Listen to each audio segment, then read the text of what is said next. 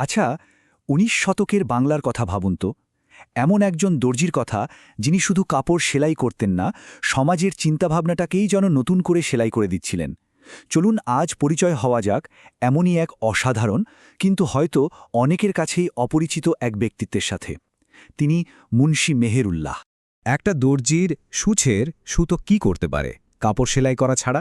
কিন্তু যদি বলি এই সুতোর মতোই ধারালো বুদ্ধি দিয়ে একজন মানুষ গোটা একটা সমাজের কাঠামোকেই নতুন করে মনে দিতে পারেন, হ্যাঁ, শুনতে অবাক লাগলেও ঠিক এটাই আমাদের আজকের গল্পের মূল কথা। এক সাধারণ মানুষের অসাধারণ হয়ে ওঠার গল্প, এক প্রজন্মের চিন্তাধারা বদলে দেওয়ার গল্প। তো চলুন আমরা চলে যাই সেই সময়ে, ঔপনিবেশিক বাংলা। জায়গাটা হলো যশোর। সেখানে ছিলেন একজন খুবই সফল কারিগর, নাম মুন্সী মোহাম্মদ মেহেরুল্লাহ। পেশাগত জীবনে দারুণ সফল তিনি, কিন্তু তার মনের ভেতরে ছিল এক গভীর, এক অদ্ভুত অস্থিরতা। কেন?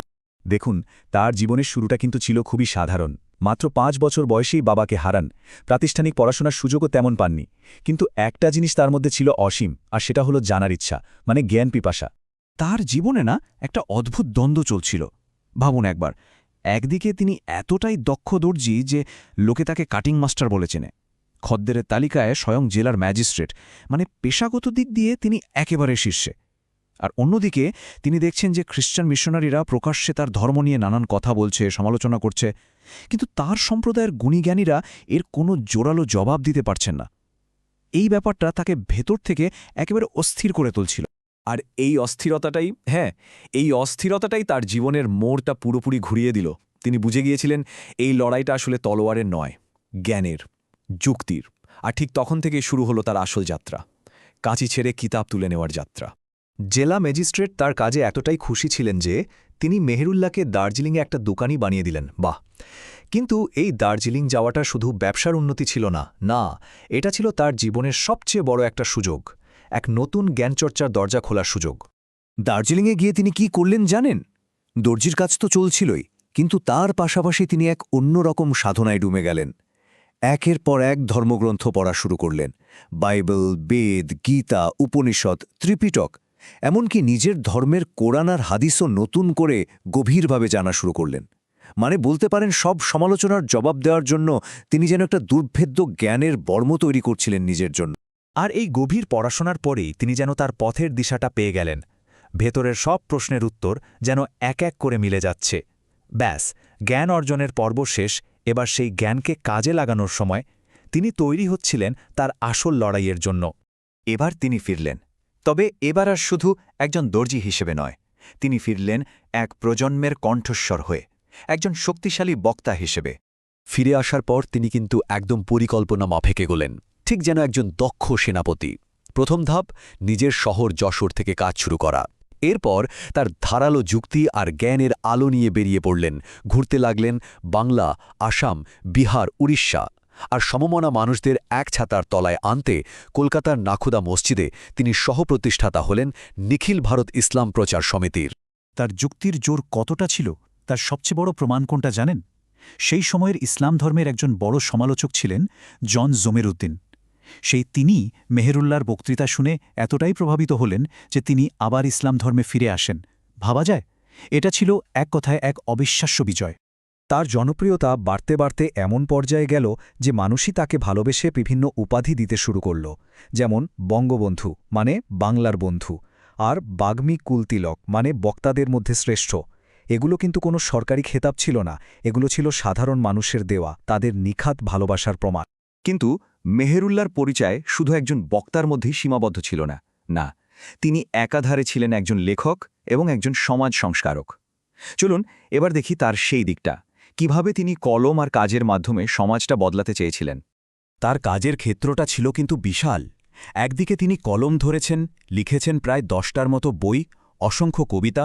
আবার অন্যদিকে তিনি মাঠে নেমেছেন, সমাজের গভীরে গেঁথে থাকা কুসংস্কারের বিরুদ্ধে লড়তে। শুধু তাই নয়, মানুষকে ব্যবসা আর কৃষিকাজে উৎসাহ দিয়েছেন, অর্থনৈতিকভাবে স্বাবলম্বী হতে বলেছেন, এমনকি নিজের গ্রামে একটা স্কুলও প্রতিষ্ঠা করে গেছেন।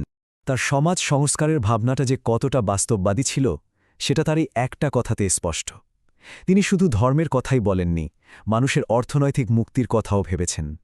তিনি চাইতেন তার সম্প্রদায়ের মানুষ শুধু অন্যের তৈরি জিনিস ব্যবহার করবে না, তারা নিজেরাও কিছু উৎপাদন করবে, স্বনির্ভর হবে।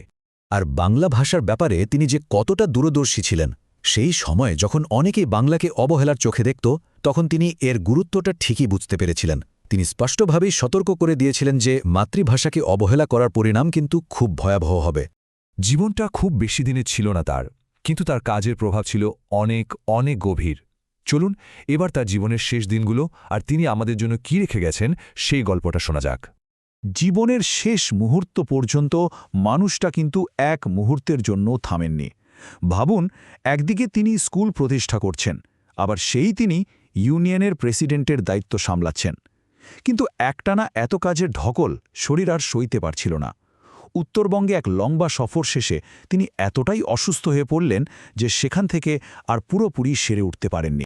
মাত্র ৪৫ বছর বয়সে তিনি চলে যান।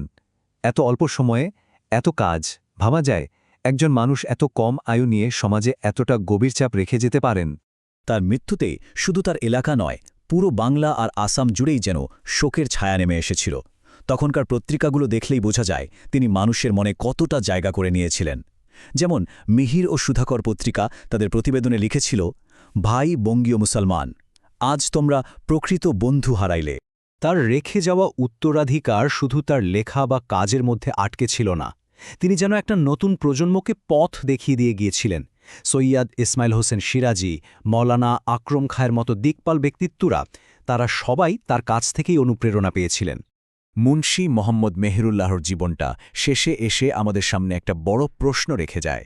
একজন প্রায় নিরক্ষর পিতৃহীন দর্জি যেভাবে শুধু নিজের নয়, গোটা একটা সম্প্রদায়ের ভাগ্য বদলে দিলেন, তা আমাদের নতুন করে ভাবতে শেখায়। একটা জীবনের সার্থকতা আসলে কিসে মাপা হয়? কত বছর বেঁচে থাকা গেল তা দিয়ে, নাকি কতগুলো জীবন বদলে দেওয়া গেল তা দিয়ে?